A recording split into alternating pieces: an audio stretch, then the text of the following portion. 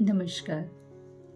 जिस प्रकार एक अबोध बालक अपनी माँ को हमेशा पुकारता है अपनी मूलभूत आवश्यकताओं की पूर्ति के लिए, अपने संरक्षण के लिए, अपनी सुरक्षा के लिए, और जब माँ को पुकारता है तो वह एक रोने की अवस्था में होता है और रोने की प्रक्रिया के द्वारा वह अपने आप को पूर्ण रूप से माँ के लिए अपने आप को समर्पित करता है।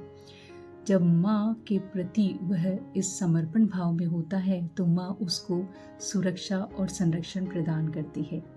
क्या आपने कभी सोचा है उस अवस्था में उस बालक की क्या मनोअवस्था होती होगी? उस अवस्था में बालक का मन बहुत ही प्रफुल्लित और बहुत ही अपने आप को सुरक्षित और संरक्षण का आभास करता है, अनुभव करता है। जब हम बड़े हो जाते हैं, हम इस सांसारिक दुनिया में भी अपना जीवन यापन करते हैं। इस संसार के द्वारा बनाए गए नियमों का हम पालन करते हैं। पालन करते समय हम बहुत तरह के इमोशंस के साथ टकराते हैं।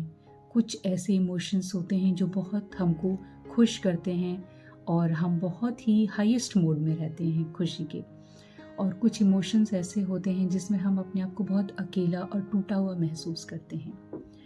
दोनों परिस्थितियों में विडंबना ये है कि हम जो अपने हाईएस्ट हैप्पीएस्ट मोमेंट्स होते हैं उनको तो हम लोगों के साथ शेयर कर सकते हैं और खुश भी होते हैं, लेकिन जब हम बहुत ही टूटे हुए और बिखरे हुए होते हैं, ऐसी अवस्था में हम अपने आप को दूसरे के सामने शेयर करने में बहुत सकुचाते हैं, क्योंकि ये संसार का नियम है।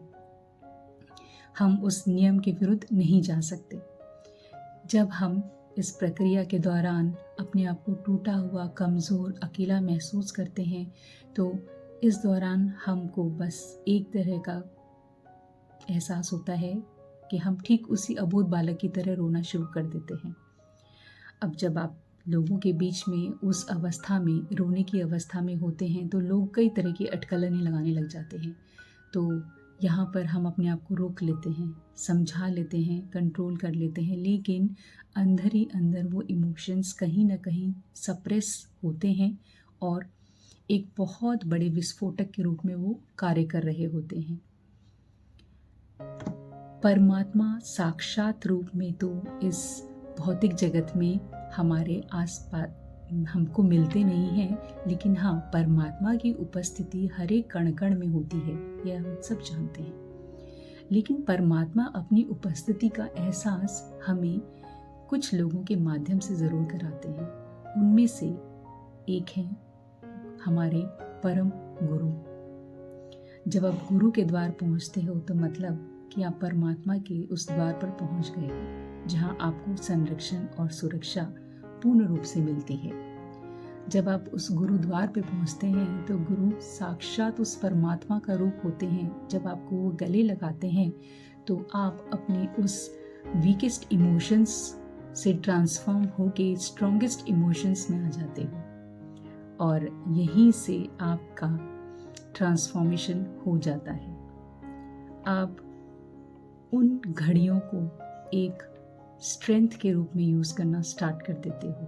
तो आप किस तकलीफ में हो, किस परेशानी में हो, यह सिर्फ गुरु ही समझ सकते हैं, और गुरु ही आपको यदि जब गले लगाते हैं तो साक्षात परमात्मा ने आपको अपना संरक्षण प्रदान कर दिया होता है। तो फिर चिंता किस बात की?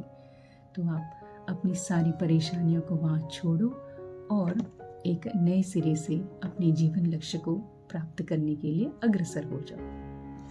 धन्यवाद। नमस्ते। अक्षय तृतीया की इस पावन बेला पर आप सभी को बहुत बहुत शुभकामनाएं।